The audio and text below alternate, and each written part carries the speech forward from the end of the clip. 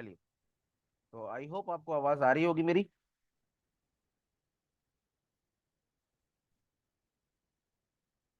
Correct और not? Thank you. Okay, great. So let me share my screen and can you see my screen? Okay, so let me run the uh, let me go to the folder, or that is training. This is online UI UX batch.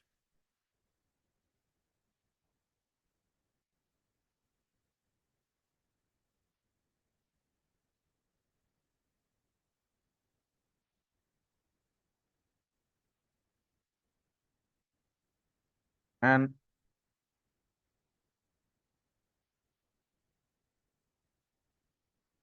मैं यहाँ पर एक folder बनाता हूँ, ठीक है। यहाँ पर एक फोल्डर बनाता हूँ और फोल्डर बना लेता हूँ। तो दो मेजर हिस्से हैं जिसके बारे में हमको डिस्कस करना है। एक है CSS फ्लेक्स प्रॉपर्टी, मतलब CSS फ्लेक्स प्रॉपर्टी के बारे में हम लोग भी पढ़ेंगे, ठीक है, एक सेशन चलेगा। और इसके बाद ठीक है, फिर एक सेशन चलेगा बेसिक्स ऑफ जावास्क्रिप्ट या DOM manipulation, DOM manipulation using JavaScript. Okay, and एक और चीज चलेगी जिसका नाम है little bit of Bootstrap as well. ठीक है, तो ये चार टॉपिक्स है जिसको थोड़ा सा हम लोग कवर करेंगे। तो मैं स्टार्ट करने वाला हूँ with the DOM manipulation of the JavaScript. ठीक है, तो डॉम मैनिपुलेशन में मैं सबसे पहले स्टार्ट करता हूँ फंडामेंटल्स। ओके, तो फंडामेंटल ऑफ जावास्क्रिप्ट। ठीक है, .js। या एक काम ये भी कर सकते हैं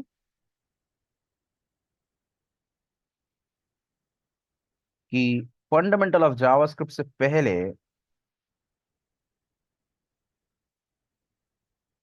मैं यहाँ पे जो फोल्डर बना रखा है इसमें मैं आता हूँ और मैं बनाता हूँ एक फाइल बनाता हूँ index.html। ठीक है, और यहाँ पर लिख देता हूँ HTML5। डन। तो हमने ऑलरेडी पढ़ रखा है। Dhruv is back. Hi everybody, hi Dhruv, hi Durgesh, hi Niyamat, hi Priyadas, and hi Samriddhi, and hi Srishti, everybody. Okay, so थोड़ा बहुत मैं बेसिक्स बता देता हूँ आपको जावास्क्रिप्ट के बारे में। ठीक है, little bit basics. Okay, little bit basics I am going to tell. ठीक है, ताकि so that you can get comfortable. तो इसमें मैं नोट्स करके एक बना देता हूँ, notes.txt। ओके, सो आपको मैं बता देता हूँ सर, जावास्क्रिप्ट है क्या।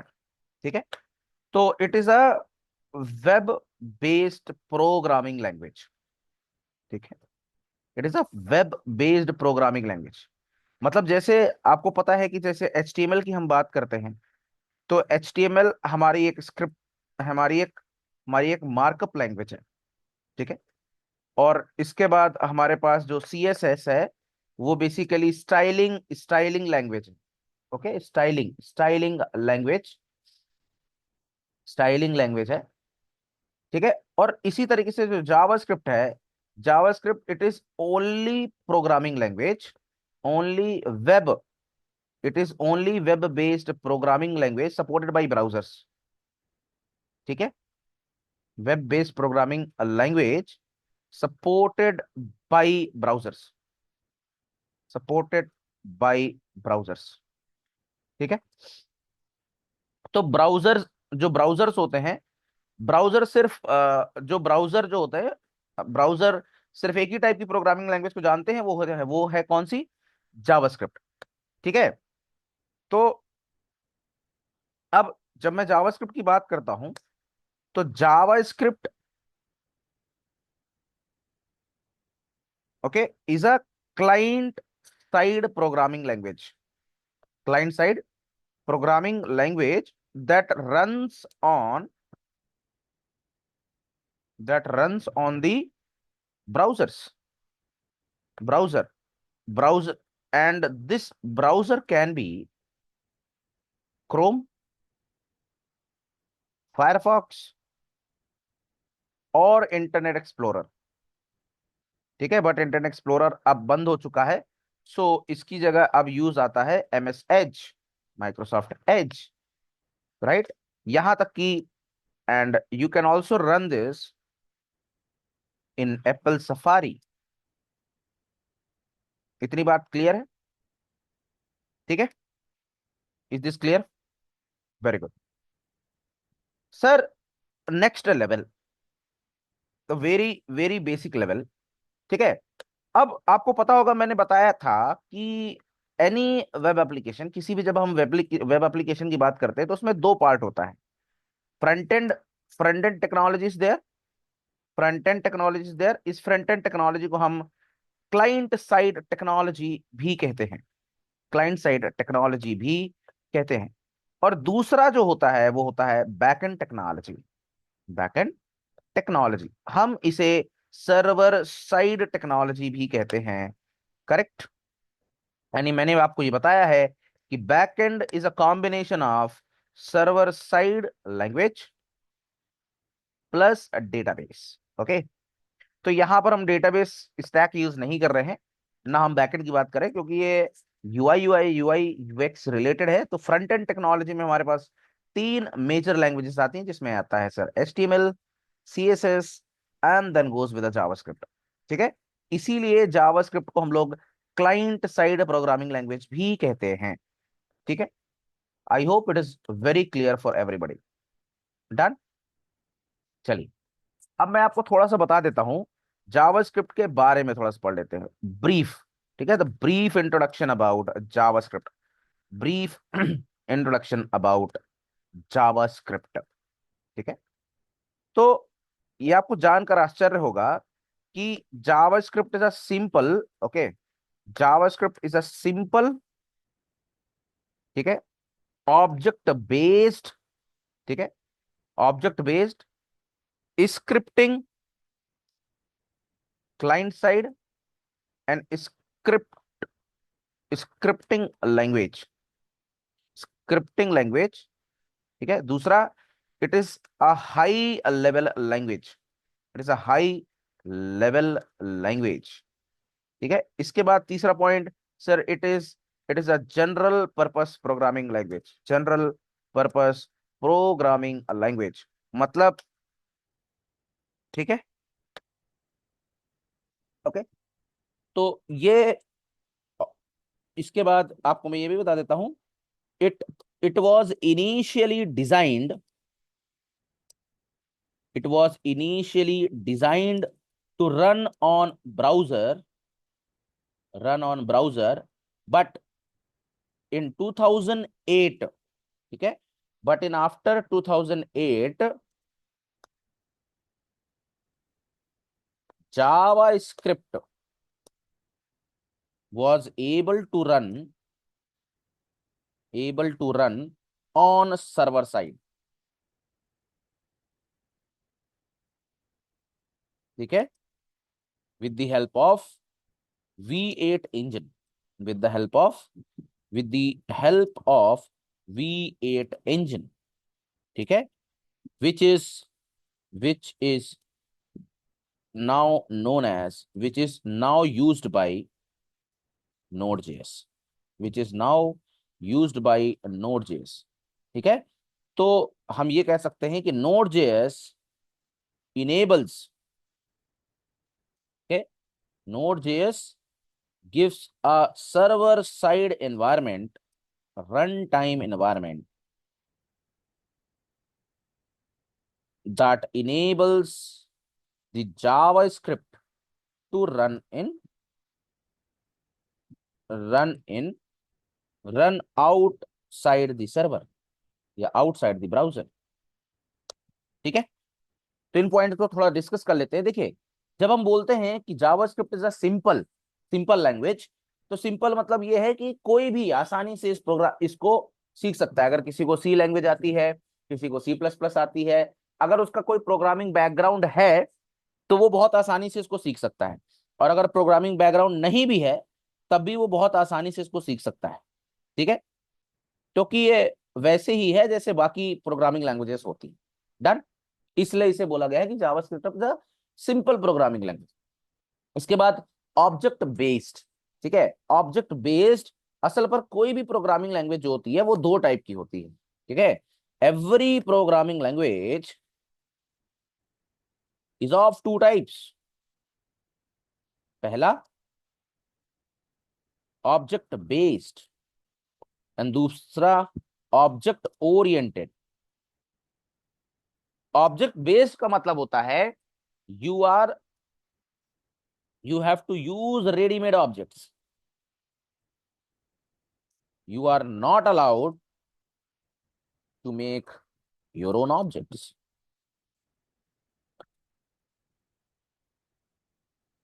क्या मतलब है कि आपको बने बनाए ऑब्जेक्ट्स के साथ काम करना पड़ेगा, आप खुद के ऑब्जेक्ट्स नहीं बना सकते। आई बात समझ में? इसके बाद अगर मैं ऑब्जेक्ट ओरिएंटेड की बात करूं तो you are allowed to use your own object. ठीक है, in form of class and object.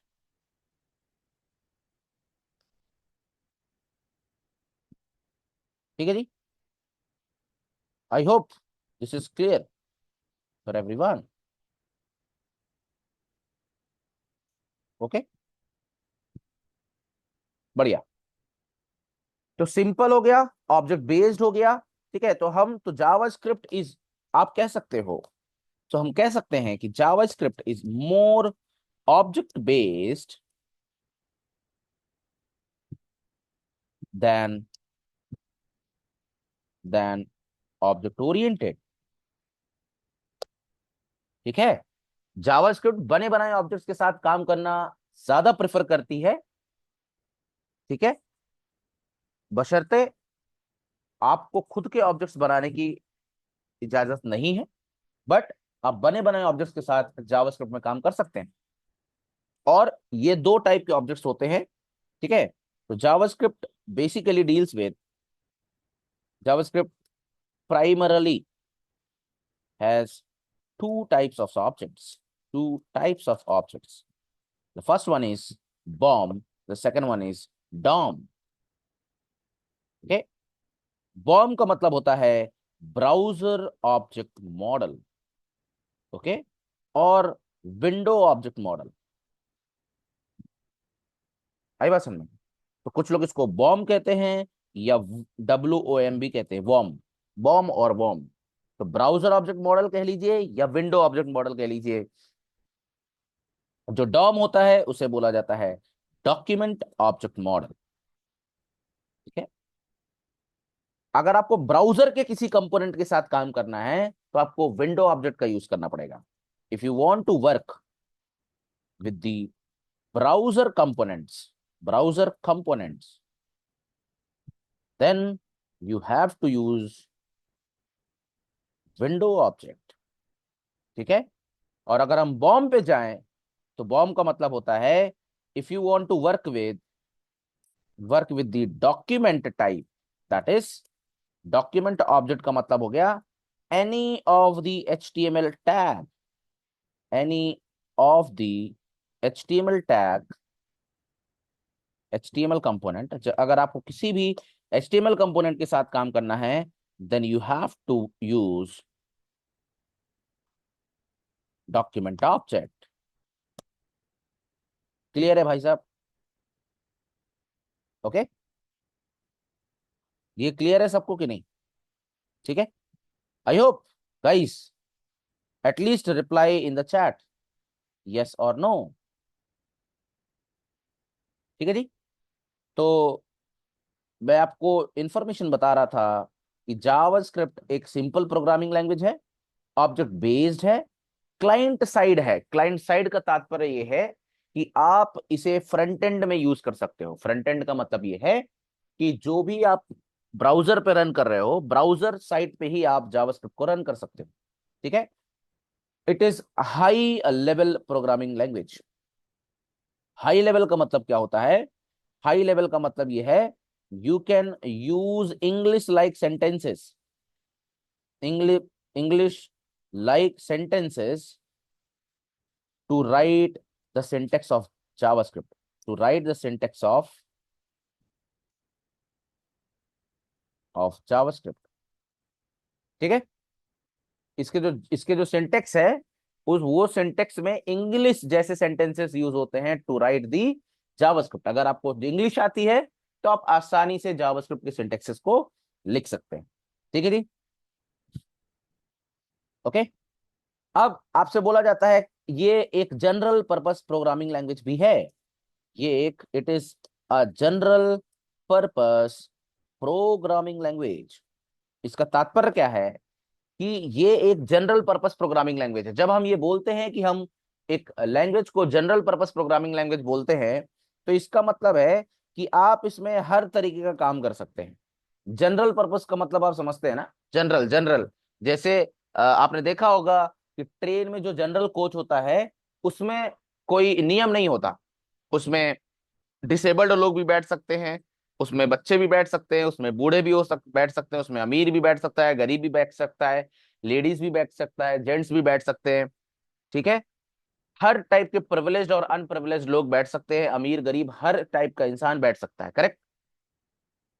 वहीं अगर मैं फर्स्ट क्लास की बात करूं तो एक normal middle class person first class को अफोर्ड नहीं कर सकता। वो नॉर्मल स्लीपर में बैठ के चला जाएगा, थर्ड एसी में बैठ के चला जाएगा। बट सेकंड क्लास और फर्स्ट क्लास की बात करूं तो वो थोड़ा सा, जो हाई स्केल के लोग होते हैं, जिनका जीडीपी यानी पर कैपिटा इनकम, जिनकी पे स्केल बहुत अच्छी होती है, जो अच्छा कमा रहे होते हैं, ठीक है, उनकी होती है। जैसे फॉर एग्जाम्पल अगर आपको 200 किलोमीटर जाना है तो स्लीपर फर्स्ट क्लास की जो टिकट होगी, मुझे लगता है 1500-1600 रुपए होगी कम से कम। और वही थर्ड एसी की 500 रुपए हो सकती है। मैं तत्काल की बात नहीं कर रहा हूँ, नॉर्मल की।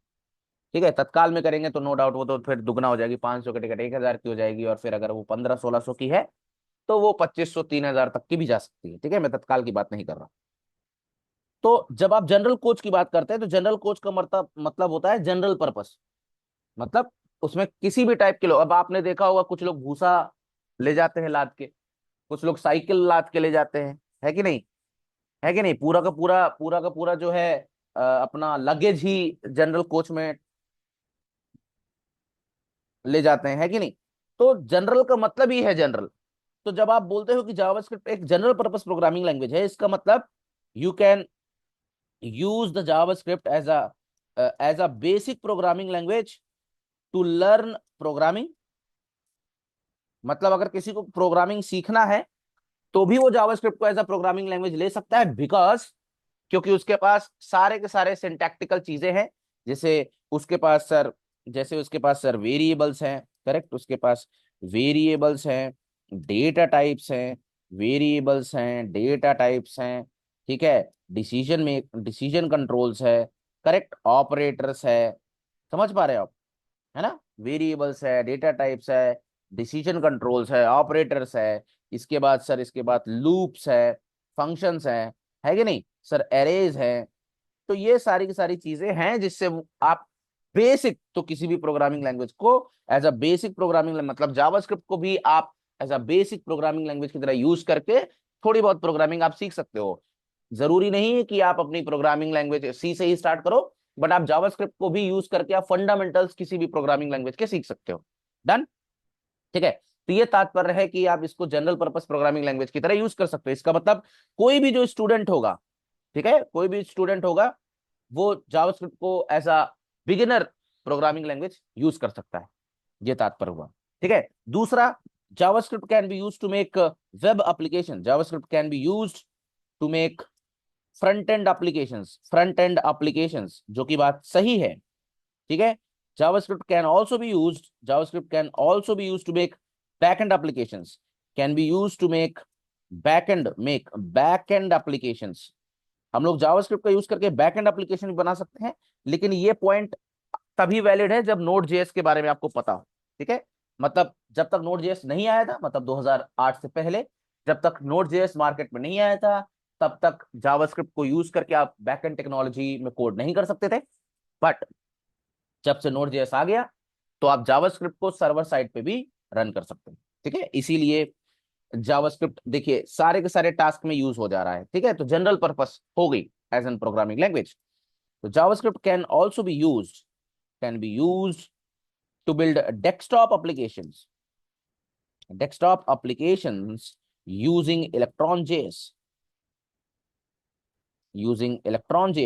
क्या मीनिंग है इसका, क्या मीनिंग है इसका, कि अगर मैं आपको एक एग्जांपल बताऊं, तो आपने वीएस कोड का नाम सुना है? ये जो वीएस कोड है, वीएस कोड पता है किस पे बना है? रिएक्ट पे।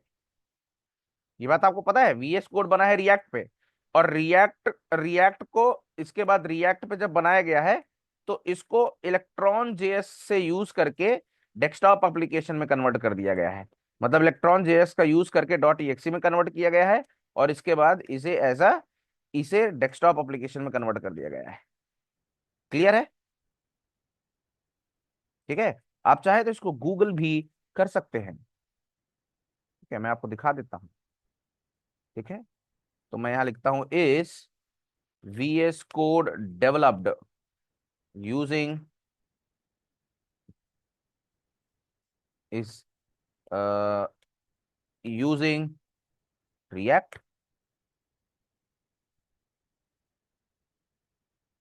क्या बोला है देखो, it is primarily build using type script, HTML CSS JavaScript leveraging the electron framework, लिखा है ना?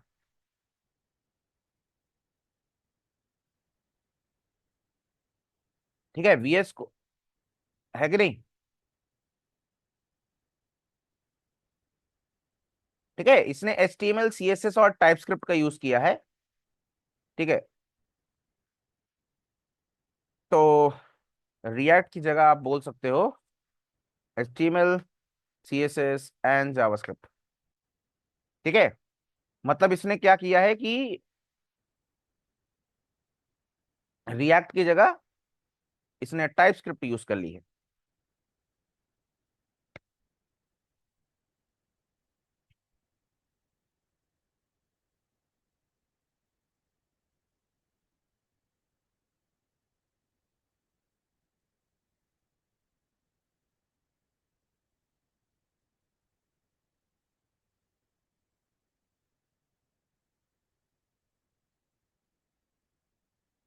ठीक है, तो जावास्क्रिप्ट का यूज करके देखो डेस्कटॉप एप्लीकेशन भी बनाए जा सकते हैं। इसके बाद जावास्क्रिप्ट का यूज करके हम लोग मोबाइल डेवलपमेंट भी कर सकते हैं using native JS, native JavaScript. ठीक है, नेटिव जावास्क्रिप्ट यूज करके आप मोबाइल एप्लीकेशंस भी बना सकते हो। जैसे एग्जांपल के तौर पे आपने रिएक्ट नेटिव सुना होगा, तो उसमें आप HTML CSS और जावास्क्रिप्ट यूज करते हो और काम हो जाता है। करेक्ट? ठीक है, पॉइंट नंबर 6। ठीक है, JavaScript can also be used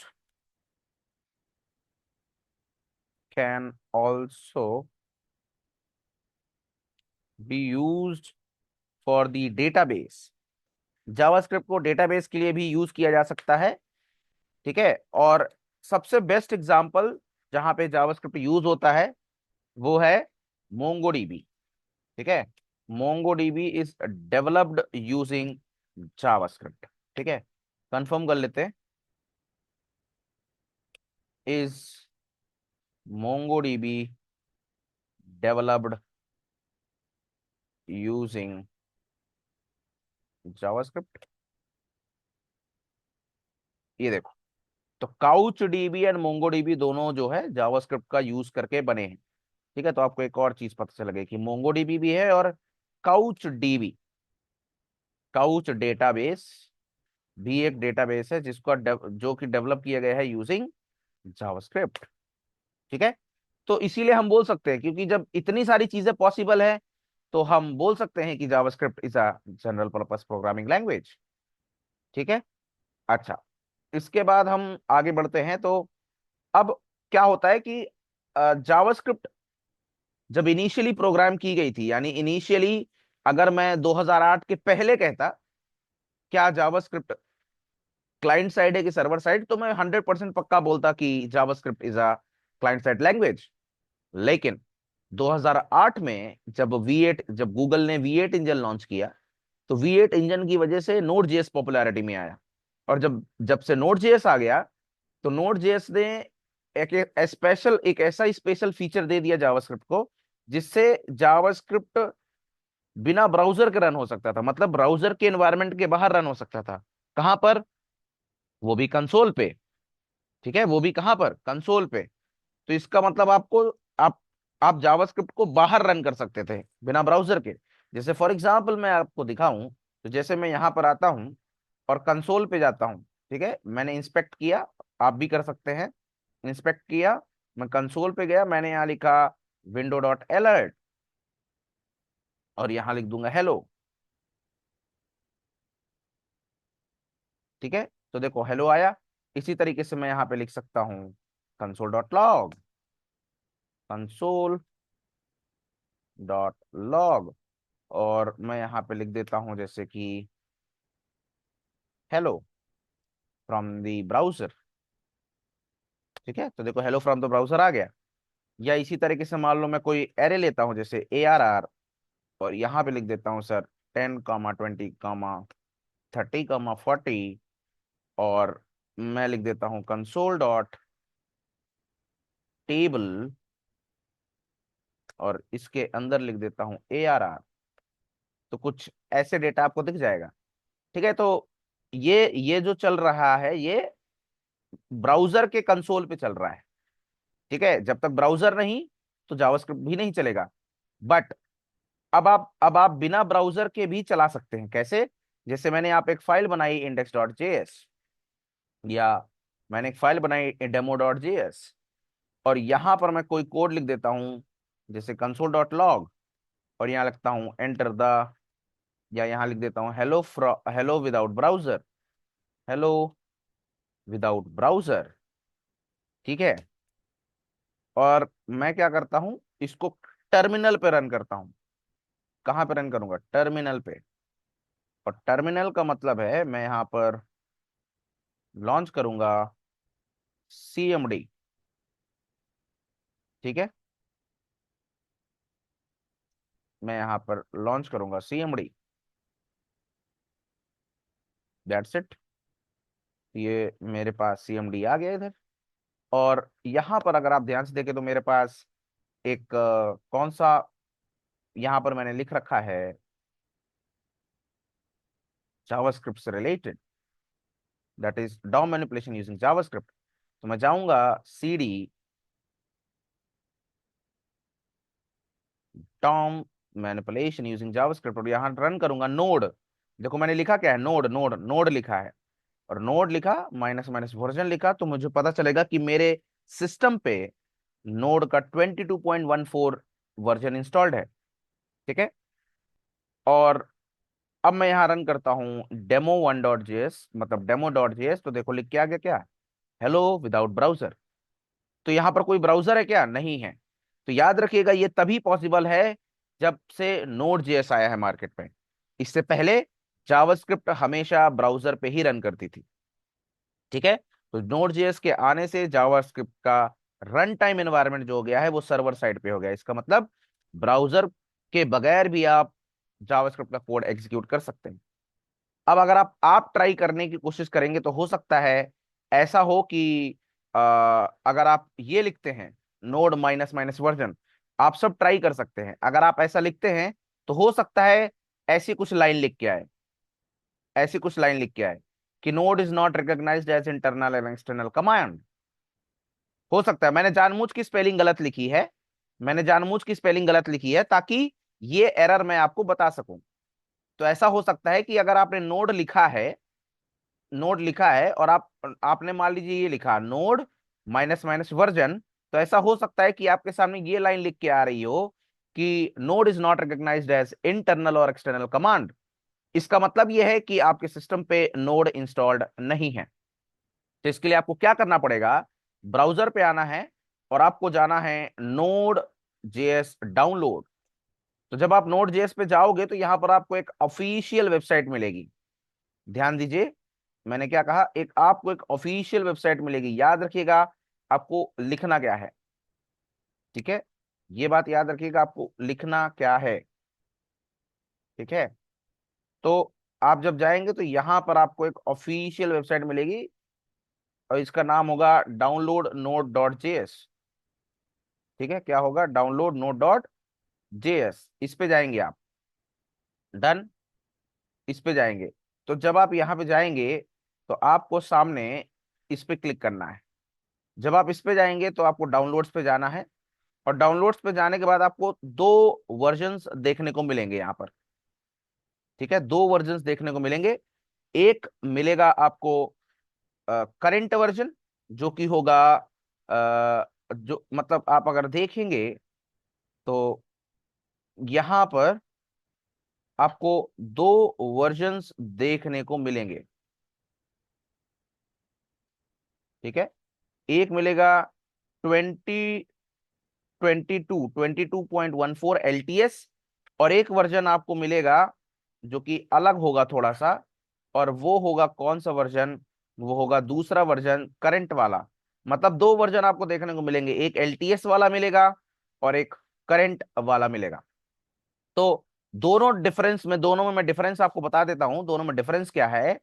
कि बहुत से लोगों के मन में डाउट आ रहा होगा, sir what is the difference between this. So node version difference, ठीक है। तो बेसिकली देखो, हमारे पास नोड के दो वर्जन्स हैं, ठीक है। So we have two versions of the node JS. The first one is LTS version and the second one is current version. ठीक है, करंट वर्जन जो है वो है 23.x.x, और जो लेटेस्ट LTS वर्जन है वो है 22.x। दोनों में फर्क क्या है। सर देखिए, जो LTS वर्जन है उसका फुल फॉर्म होता है long term support, long term support. और जो करंट वर्जन है वो करंट वर्जन है। मतलब कल के दिन ऐसा हो सकता है कि जब आप इस वीडियो को यूट्यूब में दोबारा देख रहे होंगे तो ऐसा हो सकता है कि ये वर्जन बदल जाए, बट ये वाला जो वर्जन है ये कभी नहीं बदलेगा। इसका मतलब क्या है कि अगर आप इस वर्जन का यूज करके कोई सॉफ्टवेयर बनाते हैं तो ऐसा हो सकता है कि कल के दिन ये वाला जो वर्जन है वो बदल जाए, ठीक है। और जब ये वाला वर्जन बदल जाएगा तो ऐसा हो सकता है कि आपका अगर आपका प्रोजेक्ट अपग्रेडेड नहीं है, ठीक है। मतलब ऐसा हो सकता है ना कि अभी मान लो आपने 23 वर्जन पे बना लिया, एंड कल के दिन मान लो मार्केट में 24th वर्जन आ गया, तो आपका जो कोड होगा वो 24th के साथ कंपैटिबल नहीं होगा, और उस केस में क्या हो जाएगा, एरर आ सकती है। बट अगर आप 22.x का यूज करके बनाते हो तो इसका मतलब ये है कि ये वाला जो वर्जन है ये स्टेबल वर्जन है, एंड क्योंकि ये स्टेबल वर्जन है तो इस पे कोई भी दिक्कत नहीं आएगी, क्योंकि इसका नाम है LTS। LTS का मतलब लॉन्ग लॉन्ग टर्म सपोर्ट। ठीक है, आप LTS को एक तरीके से LIC के साथ, LIC की बीमा पॉलिसी समझ सकते हैं। जिंदगी के बाद भी, जिंदगी के साथ भी। कहने का मतलब ये है कि, अच्छा मैंने उल्टा बोल दिया क्या, ठीक है, कहने का मतलब ये है कि जिंदगी के साथ भी और जिंदगी के बाद भी। इसका मतलब ये है कि जिस वक्त आप डेवलप कर रहे होगे एप्लीकेशन, उस वक्त भी आपका कोड चलेगा बहुत बढ़िया। और इसके बाद मान लीजिए कल के दिन दो चार वर्जन आपके अपग्रेड भी हो गए, लेकिन आपने डेवलप किया है 22.x से, तो आपके प्रोजेक्ट में कोई दिक्कत नहीं आएगी। क्यों? क्योंकि आपने पहले ही बोल रखा कि भैया हमने LTS वर्जन पे सारा का सारा डेवलपमेंट किया है, और इसका नाम ही है long term support.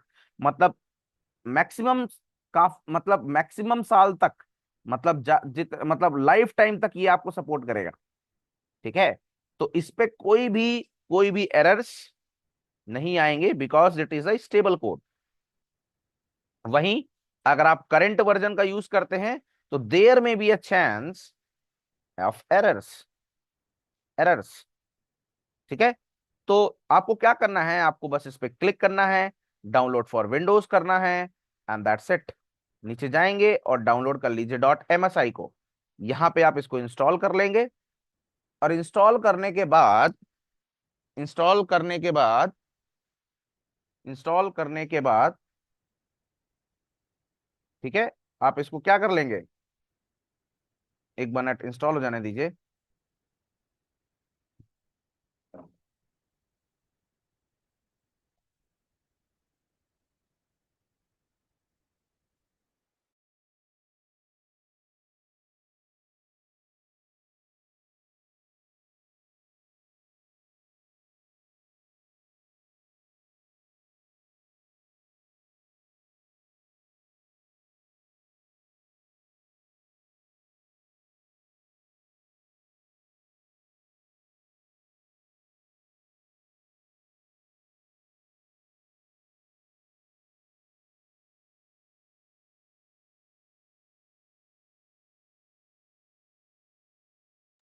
Hello, am I audible?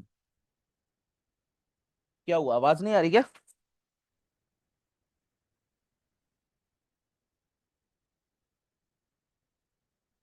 Fluctuate हो रही है? नहीं, आपका इंटरनेट का इशू हो सकता है, क्योंकि बाकी लोगों को आ रही है आवाज। क्लियर है ना? ठीक है। तो मैं आपसे यहां पर ये बताना चाह रहा था कि जब आप ये कहते हैं कि, हाँ जी, जब आप ये कहते हैं कि मैं नोड का, जैसे मेरा नोड इंस्टॉल हो गया है यहाँ पर, ठीक है, तो आप इसमें जाइए, इसमें क्लिक करिए, यहाँ पे आप ये नेक्स्ट करेंगे, ठीक है। इसके बाद देखो मेरे में ऑलरेडी इंस्टॉल्ड है, तो यहाँ पर आपके ऑप्शन आएगा नेक्स्ट नेक्स्ट नेक्स्ट नेक्स्ट, ये से फिनिश कर देंगे। तो जब आपका ये इंस्टॉल हो जाएगा, ठीक है, तो जब आपका इंस्टॉल हो जाएगा तो आप जाएंगे सीएमडी में, और यहां पर आपको लिखना होगा नोड माइनस माइनस वर्जन, ठीक है। और इसके साथ ही साथ आपको लिखना होगा npm माइनस माइनस वर्जन, ठीक है।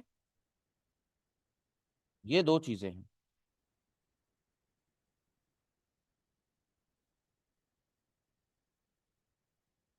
ठीक है। तो मैं इसको खिसका के इस तरफ ले जाता हूं, ठीक है। तो जब आप नोड को इंस्टॉल करते हैं तो आपको दो चीजें मिलती हैं।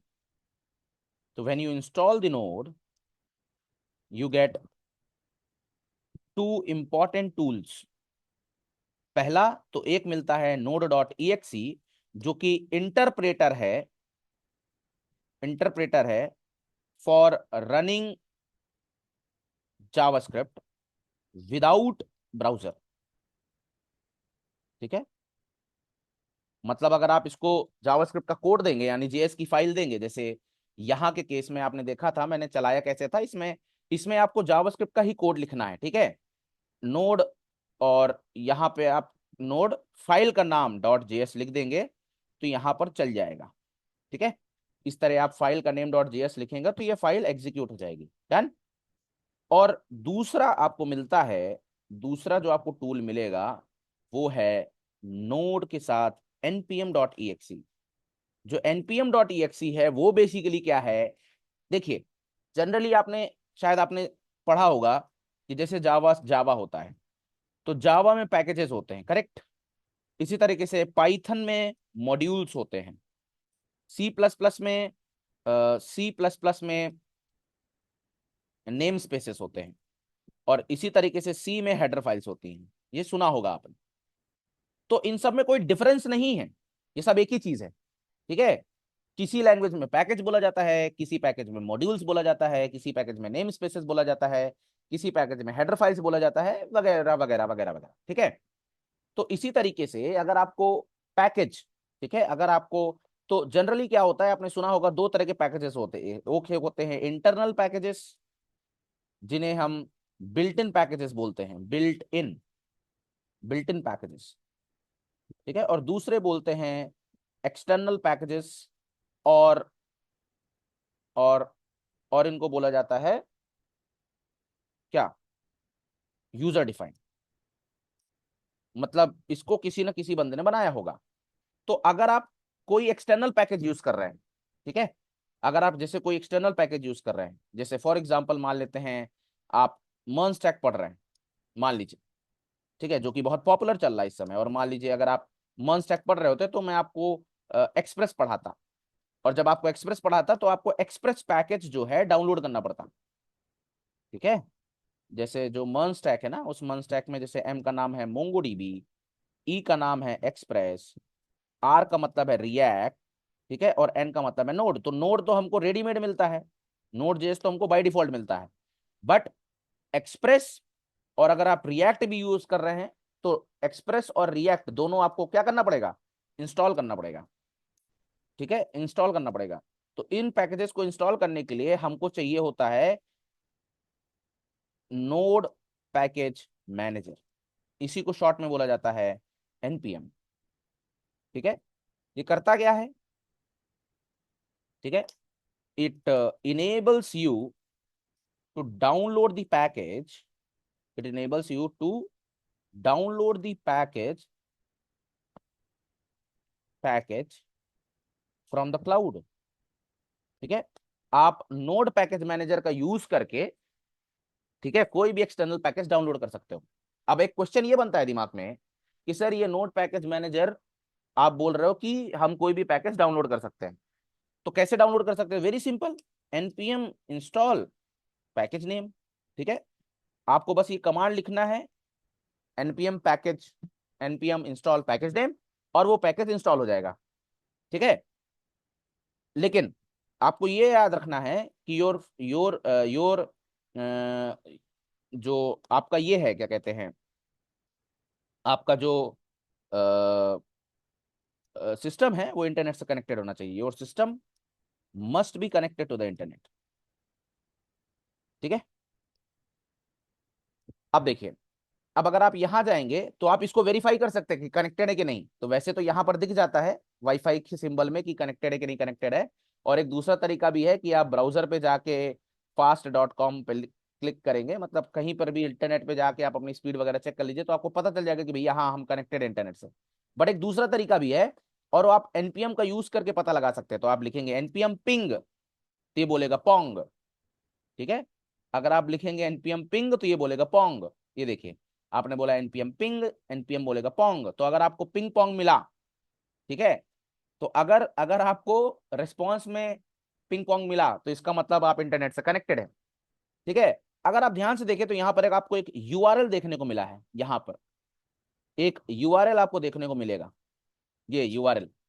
ये यूआरएल कौन सा है? तो ये बेसिकली वो यूआरएल है जिस जहां पर सारे के सारे पैकेजेस लिस्टेड होते हैं।